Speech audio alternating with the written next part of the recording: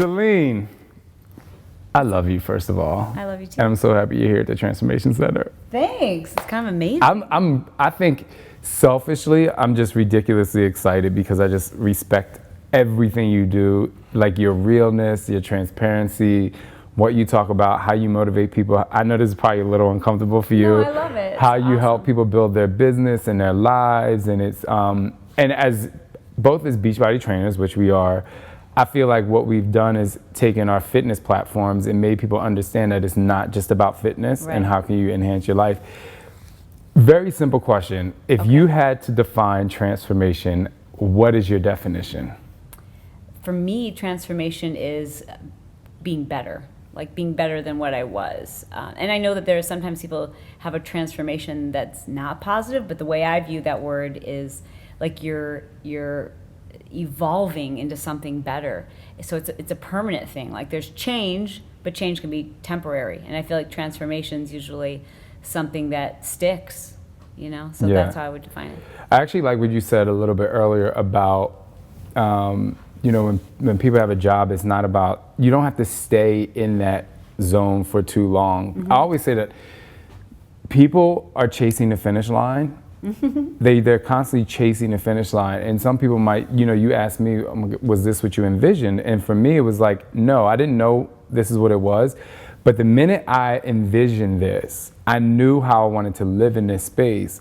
But then it just motivates me to figure out what's next. Right. Because this is a blueprint, but it's like what happens inside. Yeah. So when no finish line will ever be as meaningful or as beautiful as the journey. And I think a lot of people they think that once I hit this weight, once I reach this promotion, once I have this recognition, then I will feel different. But the way you feel different is by being different, and that happens on the journey. So when you cross the finish line, it's just like, you know, you're an athlete and you ran track. You know that when people just focus on a finish line, they finish and they're like, and they can't breathe and they feel exhausted and tired and depleted. And I tell people to watch, you know, the NCAA championships are on at this moment.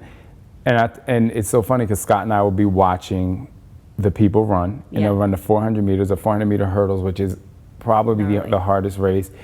And then they finish, and then they keep walking. And sometimes Scott is like, damn, like, why aren't they just falling over? Because when I did my Asylum test group, I had them run a 400 meter dash before they even became super fit, and they were so exhausted.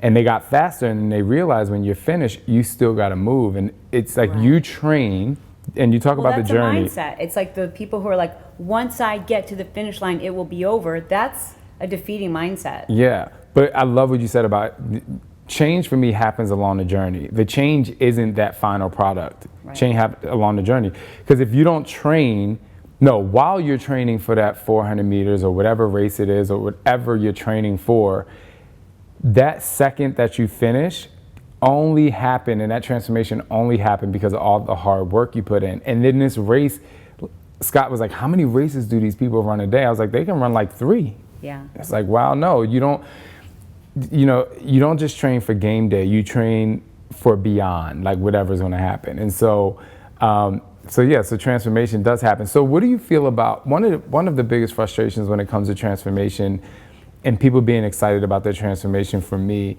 is, you know, we have these things out there called before and after pictures. Yeah. And so I always say, for me, it's about the before and after the after. And like, so what is happening after you snap that picture, and that is that moment, but what happens after that? And so how do you motivate people to not live in that moment of just the after picture? Yeah.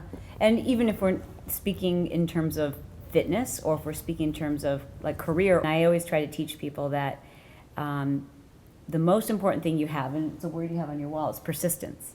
Because persistence wins. You know, we have had people following us for 10 years, and you know, I've been doing this now for 20 years. And I have people like, I've been following you for 20 years. Well, you wouldn't be following me for 20 years if I had been sprinting the whole time. If you had been persistent, yeah. If I was like focused on a finish line, you still wouldn't be, because I would have burnt myself out. I would have been discouraged, disappointed. And I'm just here, I just say, I'm just gonna keep moving. And sometimes my pace may slow, and sometimes it may quicken, but I'll never sprint. all out where I can't breathe, and I'll never stop. It's so interesting you say that. Gosh, I have like 2 questions. First, I want to comment on, going through the journey, and we've had kind of different journeys, but I was in the entertainment business for a while, and so people would always try to force me to go have this meeting and go to the next level that I wasn't ready for. Like they were trying to force me to sprint, and they never understood why I say no. And they're like, well, you have to do it this way in order, you have to play this game. And I'm like, but I'm not playing their game. Right. I have endurance. You hear what I'm saying? And so endurance is better than the sprint. And I like preparation. Preparation over time, like it prepares you for anything. And so that takes me to the question though, was there a time where you did feel like you were close to burning out, and how did you deal with that that fall? Because that's what it really is. Yeah, for sure. For me, that was when Bret and I had built our business Powder Blue, and I was trying to keep up with all the competition. So at the time, there were companies like Body Pump that were doing pre-designed workouts, and a few other companies, and we were doing these pre-designed workouts for fitness instructors. So I wanted to create more formats, and then we got an infomercial deal. And even before the infomercial deal, I launched an apparel company, and I was trying to do it all myself because I didn't want anyone else to have credit. Like a lot of people say I do things all myself because I'm a control freak, and I had to be transparent with myself and recognize the reason why I was doing everything myself is because I didn't want somebody else to take credit. You have Alex that helps, and I have Kristen who helps run my life. But I wouldn't have allowed Kristen to do things in the past because I would be fearful. Let's say that you were coming in here, and if I were to say, oh, wow, who got the room ready? I would need, for ego purposes, to say, oh, I did. Oh, and I made the basket. Yeah. Oh, I did that. And then I just had to recognize that that wasn't coming from a place of control. That was coming from a need to have all the kudos. Like, I needed that. So it was about that time that we got the infomercial deal too, and then I had those workouts and those customers and all these things up in the air, and then we started getting TV exposure, so other opportunities were coming our way, and my mindset kept saying, take advantage of it now because it may go away, like a scarcity mindset. And nothing transforms you like having children. Nothing grounds you like having children.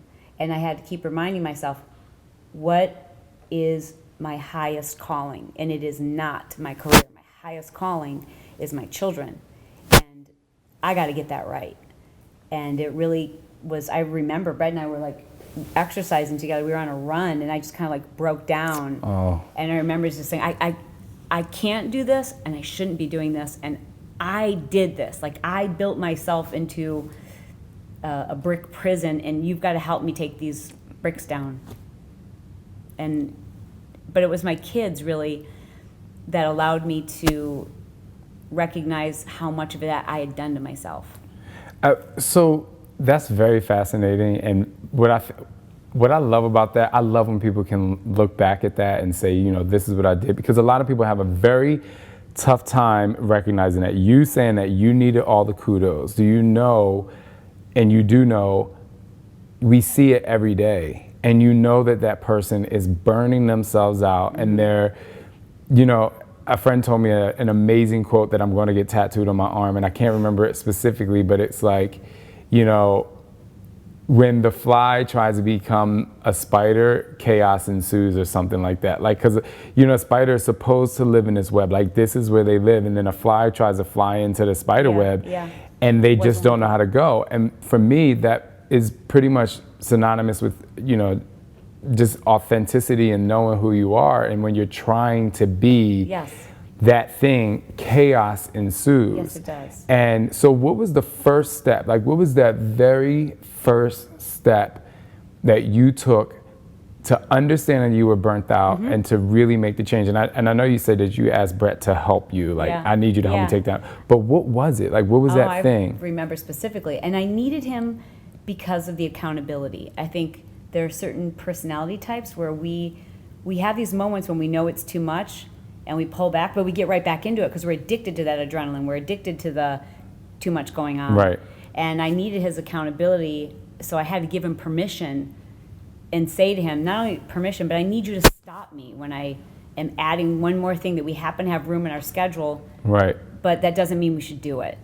And what we did is we sat down with a pen and a piece of paper, and each with a pad just wrote out in great detail what we wanted our lives to look like from a standpoint of feelings. And I started with, what do I want to feel every day? What feelings right now are eating a hole in my stomach?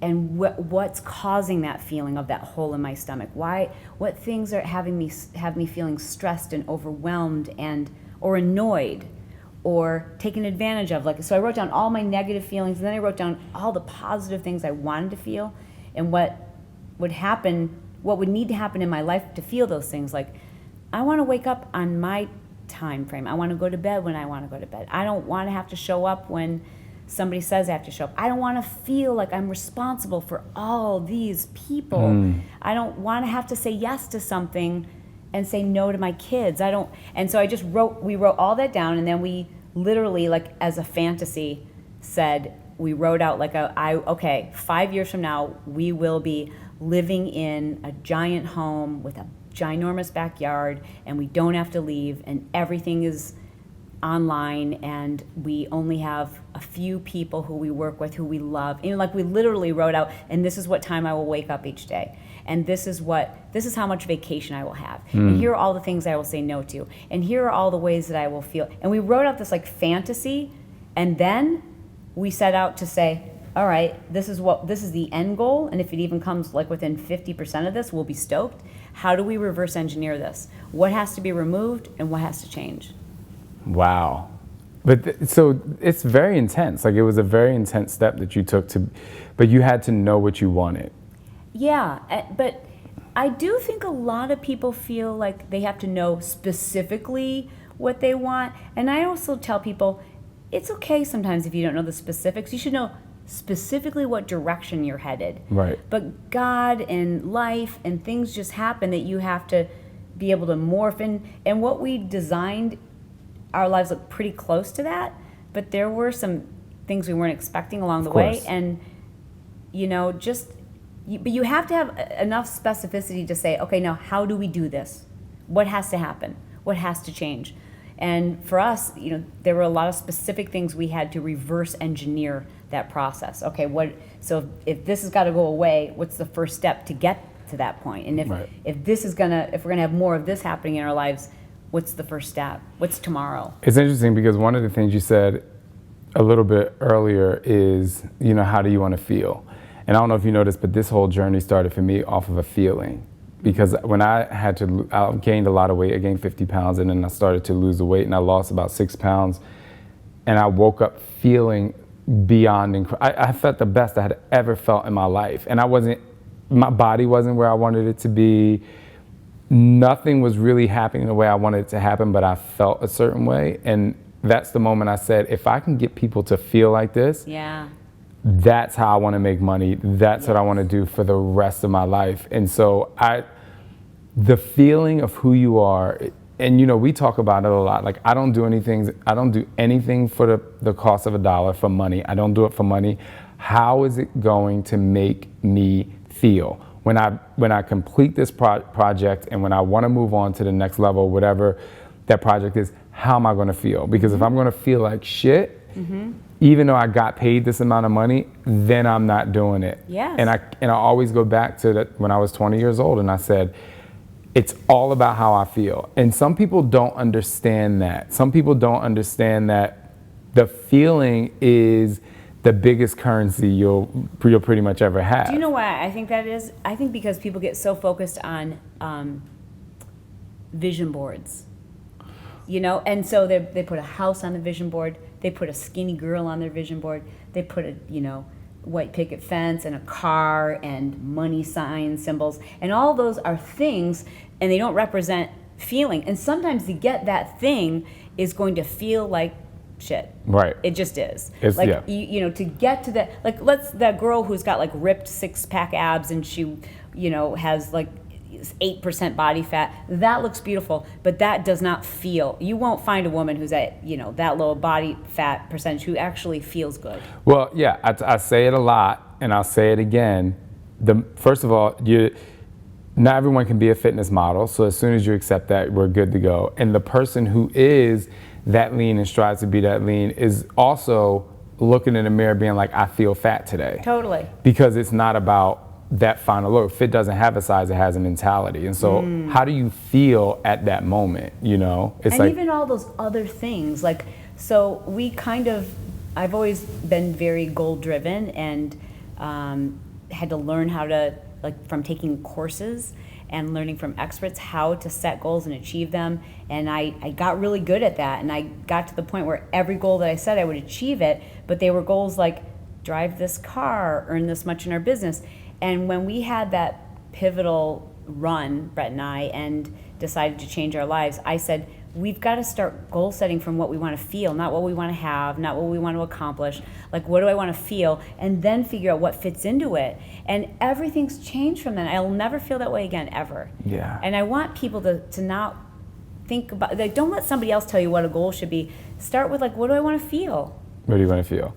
Speaking of feeling and goals and burning out, what was the biggest transformation that you had to overcome in your life? That was a really, really big one. I mean, it affected everything. It affected my health. It affected our marriage. It affected all things. And so that transformed our lives. Okay, cool. But in the process, I didn't realize how much damage I had done to myself physically. And so I think a side effect of that transformation is another transformation that is with my brain health. So I had a brain scan done in 2015. I did a podcast interview with Dr. Amen about adult ADD, and I was kind of joking about it, it's hard for me to focus, almost bragging about it. But after the podcast interview, he said, I think you should come in and have your brain scanned. And I'm like, okay. And he's like, and your husband too, because he played football. It'd be interesting to see what kind of brain damage either of you have. And so I went and did my brain scan, which is a SPECT scan. And it's really interesting. They shoot radioactive dye into your body, basically, and then they have you concentrate really hard and take all these tests. Then they scan your brain to see what's happening in your brain. Then they put you in a room, no phone, no TV, no nothing, and just sit there. Silence, nothing. No magazine. Just how are you gonna do if you're just sitting there? That was I felt like I was a prisoner of war. It was a nice, comfortable room, but there's nothing to do. There's nothing for my brain to do. He said, just try to relax. And then they scan your brain again. And when my scan came back, they were shocked. And they literally said, now don't take this the wrong way, but now you've graduated from college? And I'm like, there's giant holes. I'll show you that picture of my brain before. And what I realized is there was so much brain damage that I had personally done via lifestyle. And I didn't realize that what I thought, here's my scan before. So this is my brain before. See these big holes? These are concussions, and this is parts of my brain that have gone dead. So this is my brain in 2015, and here it is just a couple weeks ago. So I've been able to regenerate those areas of my brain. And then all this dimpling basically said, you've got the brain of someone who's 20 years older than you. I mean, you are on your way for Alzheimer's. Your brain is not functioning. You're not getting blood flow. When you can't remember things, when you're annoyed and irritated with people, that's not because you're an introvert. That's because your brain is in chaos. You're only using part of it. Yeah. And so I was like, what? First of all, I was disappointed in myself because I knew I had gone years. And you are such a good sleeper. You prioritize sleep and rest. And I had not. I thought during that time when I was trying to do everything, because these opportunities are going to go away, I would sleep 4 hours a night, 5 hours a night, because I can sleep later, I would think. But I didn't realize the sacrifices I thought I was making because I had children, so I will therefore work at night. I was going to be sacrificing time with my kids anyways, because you can't live with a brain like that. Because longevity-wise, it's not Gone. going to... And everything was irritating me. Like I couldn't handle it. If I could hear somebody walking through the room while I was trying to focus on something, I'm like, so you're just gonna walk, huh? I'm trying to get something done and you're just gonna walk. Wow. That would be like so, and if I could hear noise or music or anything, I'd be like, everyone's driving me crazy, because if I was interrupted, then I would have to go so deep to try to remember, what was I doing? What was I thinking about? What was I focused on? Where was I? And I don't feel that way now. I couldn't remember things. I was very clumsy. I would, like, spatially, I would, like, back into things, and I couldn't park right. And I just thought that's just who I am. You're like, oh, I'm just being Chalene. Yeah. And now, because I followed, like, getting my brain fit, and I felt very much like sometimes our students do, where it's like, I have to trust that this is working. I have to believe that this is working, but this is hard, and I don't want to do this. I don't want to go to bed early. I don't want to have to focus on meditation. I don't want to do these things, but if you're saying this is what it's going to take to get me fit, get my brain fit, then I'll do it. Okay, so is this in California? Yeah. I need to come. I want to do this. do. I want to do this. Because there's some things that you say that I'm like, yeah, I love to go to bed early. I do spend time, like I'll go to the spa once, sometimes twice a week to like have my time. But I still, like when you said when somebody walks through the room and you get anxious because you're like, why are you walking? Because I'm trying to... How dare you breathe? Yeah, and I'm like, wow, maybe that's why I like to spend so much time alone, because the noise outside, and it's interesting, and I think that's the, that's kind of like the honest self-talk, is that we are motivators. We do motivate people. We do have a very large portion of our lives in order, but we still struggle. And I think that that's really important for people to hear hear the story about your anxiousness, why your brain wasn't fit, because it's not an easy road. No. And it's not easy to be where we are. And it's not to say we're better than most people in the world, but striving for greatness sometimes can take a toll on other parts of your life. And it's always a process of maintaining and sustaining, you know, good health and good mind and good feeling overall. And so much of what they kept telling me about how I needed to heal my brain, they'd say, you really need to make sure your diet's in line. I'm like, my diet is in line. I eat very, very clean. And every time I would meet with someone at the Amen Clinic, they would bring that up again. Like, you really, I'm like, why are they saying this to me? And so I wanted to go in and say, you know, here's my nutritional panel so you can see how I'm eating with my vitamins. You can see the vitamins and nutrients and the things I'm supposed to have in my diet. You'll be able to see it. So I had integrative medical professional order a panel for me to be able to take, you know, my blood work and see, okay, how are you eating? And when I got those results back, I'm like, are you kidding me right now? Like, things that should be in my diet because I'm eating it were zeros. Like, most of my protein columns were zeros. Vitamin D, vitamin A, vitamin B. I'm like, and the doctor said, this, my friend, is leaky gut. You're eating these things, but if your body isn't absorbing them, then it's like you're not eating them. And you can't heal your brain until you heal your gut. And I'm like, this makes so much sense. Like, this makes so much sense. Now I get it. But I'd heard people talk about leaky gut. I'm like, isn't that someone who's got, like, irritable bowel syndrome or something? Like, I'm good, I'm regular. You're like, I'm eating regular, I'm good. So, like, I didn't think that was something that was a thing for me. Like, I ignored those kind of conversations until I did the panel. It's like, you know, here's the thing with our health. You can guess or you can test.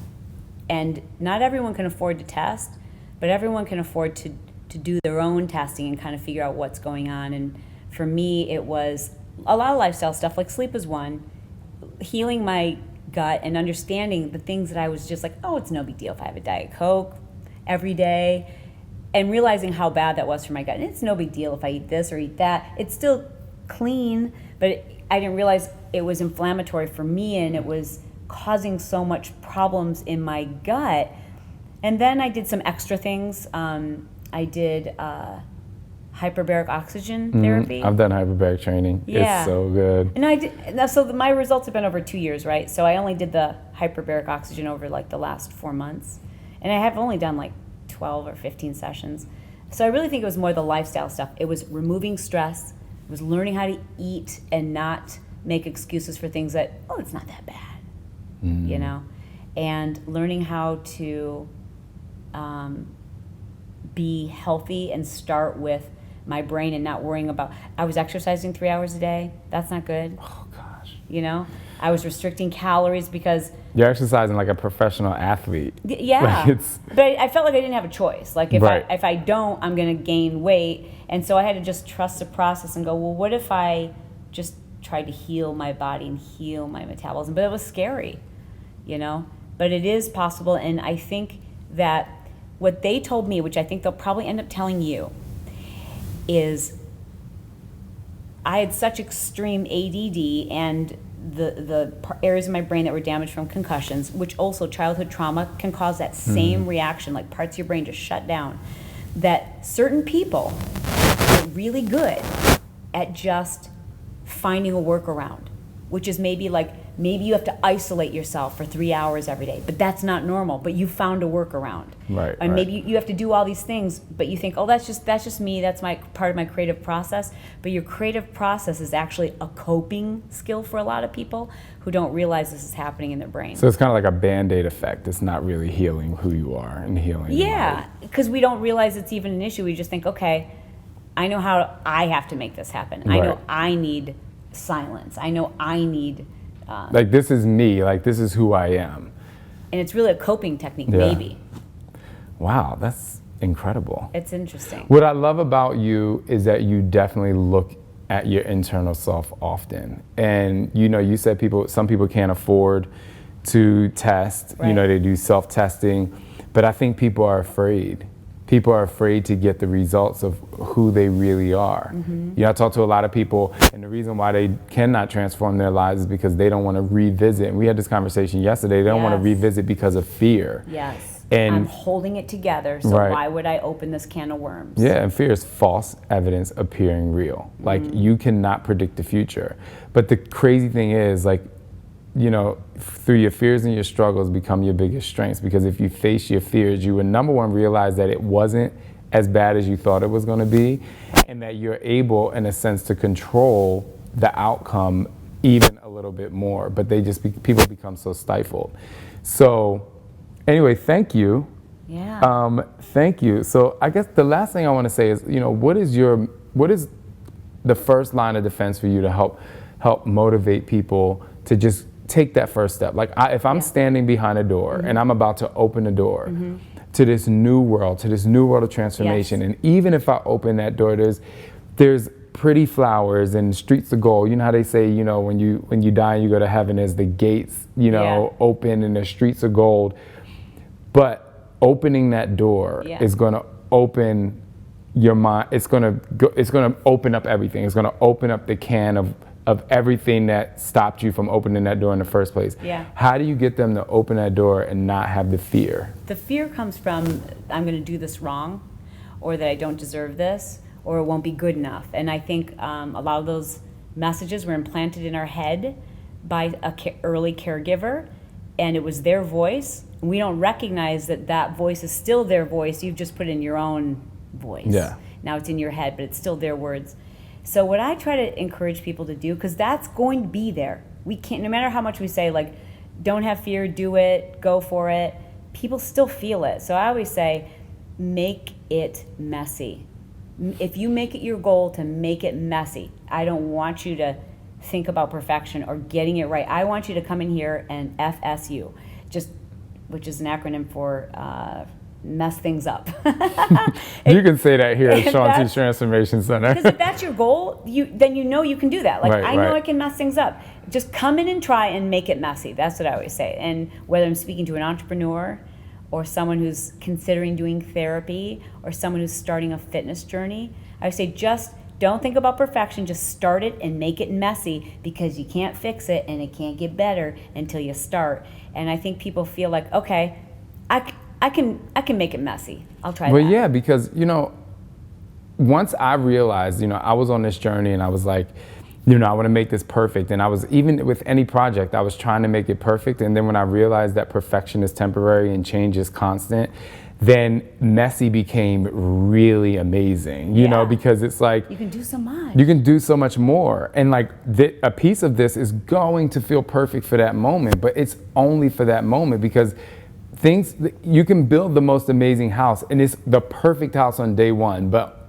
as the house goes on, the house is going to get dusty. There's going to be erosion. You're going to have to fix the water heater. Like, it's perfect for that one day, but you constantly have to change things around in this amazing house in order for it to stay amazing. And so you don't have to be perfect. It's not about it. It's such a mentality, I think, especially so with health and fitness, where you'll hear people say, I did your program and now I'm or I messed up. I went on vacation, I messed up, so I'm going to start it again when I get back from this trip, or I'm going to start it when the kids go back to school. I'm like, no, this is a lifestyle, and we don't want to approach it as an all or nothing thing. But people are so afraid to do it messy. But at least you're still doing it. Well, my biggest I have a lot of biggest annoyances when it comes to fitness and, the do it again thing and the starting on Monday. So I'm like, if I said to you that you're going to get $10,000 a day for the rest of the year, are you going to say, start giving me that money on Monday? That's a good point. No, you're going to be like, give me that money today. Yeah. So for everyone that's listening, or for anyone out there, and I have to tell myself this, like, oh yeah, I'm going to eat another little bad meal. First of all, I don't believe in bad meals. I believe in making the right decisions. But my whole point is, why not do something today, even if it's very small? Because the $10,000 you're going to spend that $10,000 that you get every day. But the change and the feeling that's going to happen in your body is going to make a compound effect of amazingness. And so don't wait till Monday. And don't have the I'm all in or all out when it comes to health and fitness. This is your life. So it's just like it's like being in a marriage, right? Or any relationship. There are days when it's really good and there are days when you mess up. And when you mess up, you don't go, well, I'm just going to ignore this relationship until next Tuesday. You just do better the next interaction. And that's how health and fitness should be. Your next meal you should try to do better. Your next workout, your next day, you should schedule a workout and try to do better. So that you think of it as a journey, not a I'm all in or I'm all out, and never be afraid to do it wrong. Be afraid of quitting. Right, because what happens over time is we create scenarios and we create a new truth. Because no matter what, Chalene, you can say anything to me that is positive, but my perception of it is going to be its truth. And what happens over time, when you're not doing things to better your life, you start to gain this perception of what's happening in your life, and it becomes true because it's the only thing you know. So you have to change your perception of what's happening. It's not that this is a cheat meal. You have to look at it as like, I'm treating myself. Or you can't look at this office as like, oh my God, this is such a horrible place that I'm walking into. You have to change your perception of how can I change it to make this thing better, because there's something amazing about the fact that this business was built. And so it's really about the perception of who you are, and people just need to change the perception so that they can have transparency, so that they can persist in doing the best that they can do, so that they can have an amazing continual transformation.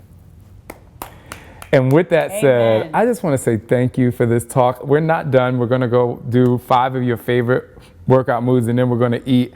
But is there anything that you want to say to the people who are listening? I know you have an amazing podcast, and you have a bunch of you have your Marketing Impact Academy. You have can you say the name of your new project? Let's not say it now. If we say it before we film it, I'll come back in and you'll do a commercial for it. Okay. It'll be a commercial for the podcast. I know you have a lot of things coming up, but I just want you to give some motivation and to the people who are listening to this, just help them along their way. I want to say that you should honor yourself because you're actually listening to a podcast, or you're taking in this experience, which says something about your desire to be better. And as long as that is your goal, whether it's reading a book or learning from someone or sitting down and having a conversation that will enlighten you, I think our goal should always be to try to be a better person in all areas of our lives. And so every day do something that helps you to grow and to transform, because that is, I think that's why we're here. We are here to try to improve our lives so that we can improve the lives of the people who are in our life. Thank you. Well, you've definitely, I mean this from the bottom of my heart, like you've definitely improved my life. So thank you. I love you too.